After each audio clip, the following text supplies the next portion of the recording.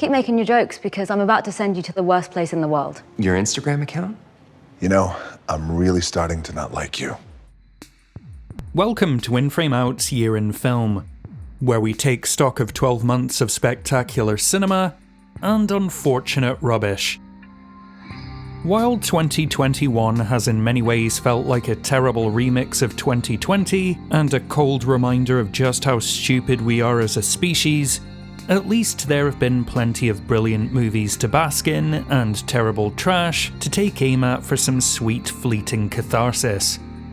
Having swum in the cinematic sewage and survived, here are entries 10 through 6 of our worst films of 2021.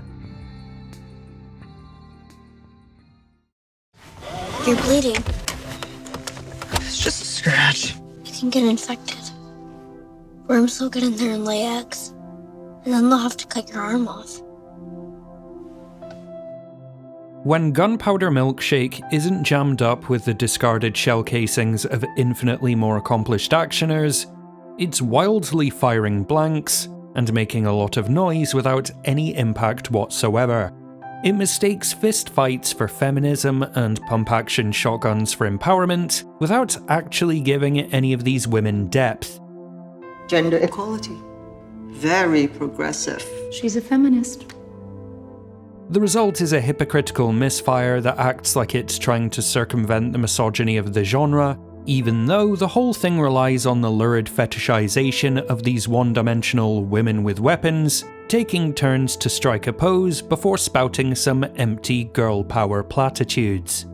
I'd say it's a case of style over substance, but that would require style.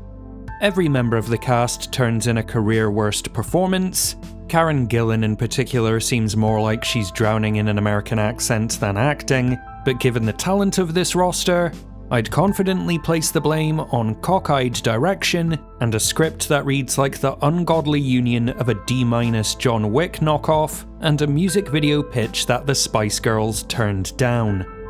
What could have been a shot across the bow of the boys' club is instead a hollow point bullet right through the foot. Spooky, right? If you have more than 12 images on the internet, I can send your mom a video of you mouth-sexing a goat. I'm not saying I'm gonna do that, I'm just saying I could do that. If I wanted to, if I had enough time and enough pictures. Red Notice is a sugar pill suppository served up as an antidote to the blockbuster blues. A $200 million placebo of bland set pieces, ghastly green screen, and frictionless globe-trotting that may as well be an ad for an airport. Ryan Reynolds plays yet another motor-mouthed Ryan Reynolds type, because that's all the likeable gent has done since Deadpool took off. Dwayne Johnson phones it in like he's calling in sick to his own movie, and Gal Gadot continues to cement her status as the Israeli Tommy Wiseau, and potentially the least emotive actress alive. They're all trapped and tripping over one another in a clumsy, disjointed rhythm where every lowest common denominator word adds nothing but a series of jokes that don't land, or a laborious succession of scenes in which people in expensive formal wear just stand still and say the plot out loud. Red Notice is such a corporate wad of overpriced nothingness, it makes the Da Vinci Code look like National Treasure, and makes National Treasure look like Indiana Jones.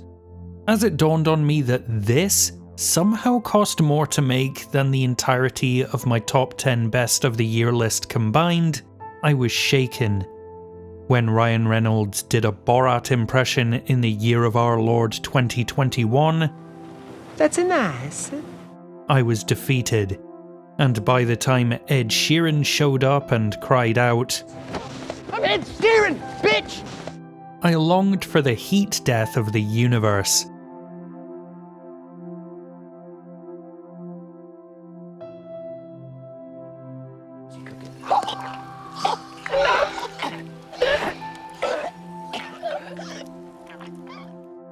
Having sat on a shelf for 2 years after its first cut was deemed unreleasable, actually sitting through Chaos Walking only confirms that grim first impression. The dystopian hook here is that all the male characters' thoughts surround them as a twitching fog and blare out through the speakers in yammering yelps for all to hear, which is a conceit that makes for an extremely unpleasant watch, and yet it never once feels like anything important is being said. Is this the second wave? It turns out, Chaos Walking as a title is incredibly apt, what with its disorderly gait and lead-footed pace.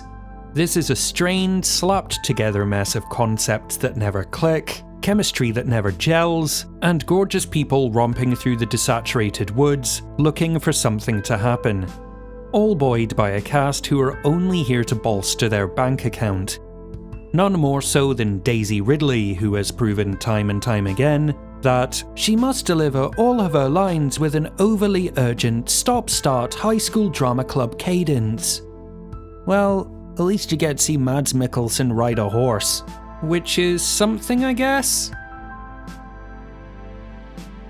You've really outdone yourself, Angela. You go. Go and don't you come back. Don't ever come back, you hear me? Go! You know what? Fuck you!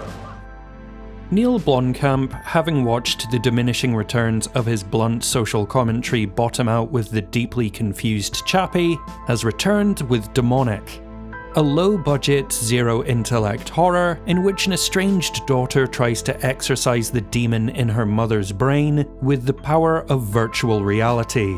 Because maybe Blomkamp binged The Cell, The Lawnmower Man, and Existenz during lockdown and wanted to throw his VR goggles into the ring. The only thing scary or shocking here is just how amateurish everything comes across. What with its community college used as a stand-in for a hospital and reams of expository dialogue delivered in gale force winds. This looks and feels more like a Neil Breen joint than anything made by the guy who shot this.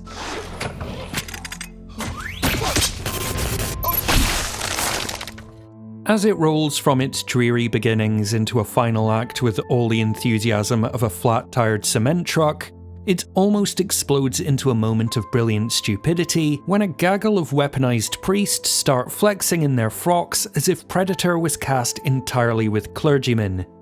But then we just cut to the aftermath where they've all been slaughtered off screen, proving definitively that Demonic can't even be accidentally interesting. As for the rest, you'd get more frights and thrills filing your taxes. Why do you guys always bring up slavery? I'm not kidding, this is so long ago. Bottom line, guys, if you don't like it here, go back. Imani. Back where? Africa? As soon as I saw Karen's opening shot of a white woman dumping cold water on a Black Lives Matter mural, I knew that I'd found myself in a place where subtlety, tact, and God were all dead, desecrated, and buried in a bleached grave. This sickly yarn about one woman's vendetta against persons of colour is too on the nose to be satirical, too shallow to be insightful, and too detergent-drinkingly dumb to read as anything other than what it oh so clearly is. An exploitative, unconscionable attempt to cash in on racially charged cruelty and systemic oppression that doesn't even have the good sense to own up to its own ugliness. There's no sociological dissection of how these attitudes are cultivated and taught, no attempt to delve into the pathology of hate, and not so much as one word on matters of economic disparity, media misrepresentation, or gentrification. Karen is just 90 minutes of hideous digital cinematography, how low can you go production values, and the Dutch ovening of Jordan Peele that won't sway the alt-right and has nothing to show its target audience that they won't already be acutely aware of. So those were entries 10 through 6 of our worst films of the year. Make sure to check out the rest of our lists over on the channel, and tune in next week for entries 5 through 1 of the best films of 2021.